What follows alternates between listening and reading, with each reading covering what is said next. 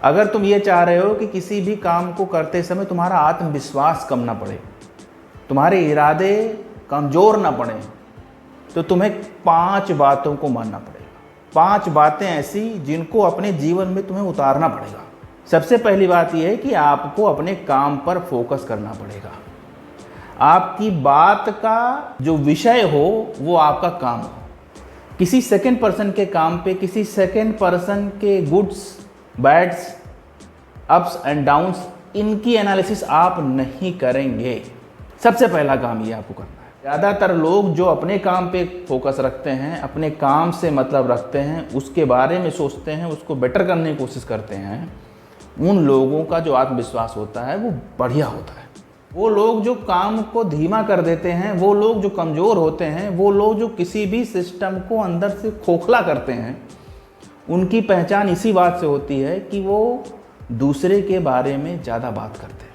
ये खुद अनस्टेबल होते हैं और अनस्टेबिलिटी के कारण ही ये किसी भी व्यक्ति को अनस्टेबल कर सकते हैं, किसी भी संस्था को अनस्टेबल कर सकते हैं। इस तरीके के 4 लोग अगर किसी कंपनी में काम करने लगें तो आप समझ लीजिए उस कंपनी के बुरे दिन शुरू हो गए।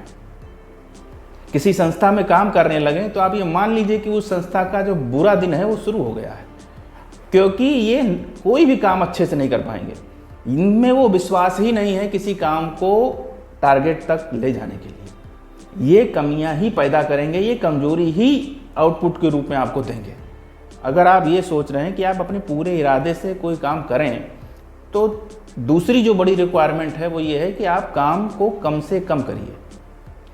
काम की संख्या को मत बढ़ाइए, काम में स्ट्रेंथ को बढ़ाइए, ये ठीक है, लेकिन काम कम से कम इतने संख्या में मत बढ़ाइए जो आप हैंडल ना कर सकते हो, जिनमें आप अपनी उतनी कैपेसिटी ना लगा सकते हो।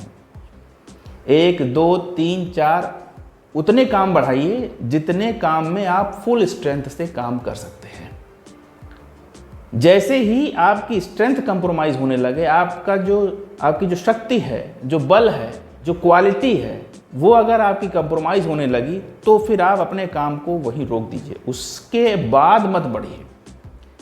क्योंकि ये ज़्यादा काम करने से या ज़्यादा टाइप के बिजनेस करने से, ज़्यादा टाइप के कामों में अपना हस्तक्षेप रखने से कुछ भी हासिल नहीं होता है।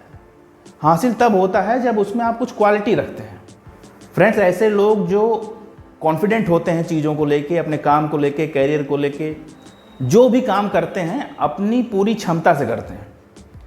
काम ना करें ये उनके लिए ठीक है, लेकिन जब भी वो कोई काम करेंगे तो उसमें जो कैपेसिटी है, जो क्षमता है, वो पूरा का पूरा रहता है। मतलब अगर वो 100% तक काम कर सकते हैं, 100% अलर्ट होकर काम कर सकते हैं, तो वो उतना परसेंटेज देते हैं, उतनी अलर्टनेस देते हैं काम को। 90% लोग ऐसे होते हैं जो अच्छे के लिए काम करते हैं। वर्किंग का एक स्टाइल है ए वर्किंग, A1 जिसको कहते हैं। दूसरा है A+ वर्किंग। अब प्लस का मतलब ही प्लस है, अब उसमें आप प्लस प्लस लगा दो, प्लस प्लस प्लस लगा दो, तो उसका कोई विशेष मतलब नहीं है। A+ का मतलब है आप प्लस मीन्स एडवांस। जब भी आप किसी काम को इस अप्रोच से करते हैं, इस सोच से करते हैं कि उस काम को आप ए नहीं करेंगे, उस काम को आप A+ लेवल तक लेके जाएंगे, आप उसमें A+ लेवल की क्वालिटी इंक्लूड करेंगे, आप उसमें A+ लेवल का स्ट्रेंथ यूज़ करेंगे। जब आप ऐसी अप्रोच रखते हैं, ऐसा माइंडसेट रखते हैं, तो ये अप्रोच आपको बाकी लोगों से अलग करती है और ये हमेशा व्यक्ति में एक नया कॉन्फिडेंस देती है, एक नई सोच को व्यक्ति में पैदा करती है। फ्रेंड्स, अगर हम किसी काम में किसी सेकंड पर्सन से, थर्ड पर्सन से आगे हैं तो ये अच्छी बात है, हमें आगे रहना चाहिए। लेकिन अगर हम पीछे हैं किसी से, या हम अपनी लाइफ में उतना बेटर नहीं हैं जितना हम उससे अपेक्षा रखते हैं, तो इसका मतलब ये नहीं है कि हम परेशान हो जाएं, हम डिप्रेस हो जाएं। इसका कतई ये मतलब हम ऐसी सिचुएशन को भी अप्रिसिएट करेंगे। अगर कोई हमसे आगे है तो हम उसको अप्रिसिएट करेंगे, उसको एक्सेप्ट करेंगे।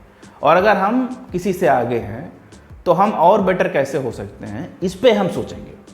ये जो मोड है सोचने का, ये जो तरीका है सोचने का, ये व्यक्ति में कॉन्फिडेंस पैदा करता है, ये व्यक्ति को और कॉन्फिडेंट बनाता है, ये व्यक्ति के इरादों को और मजबूत करता है।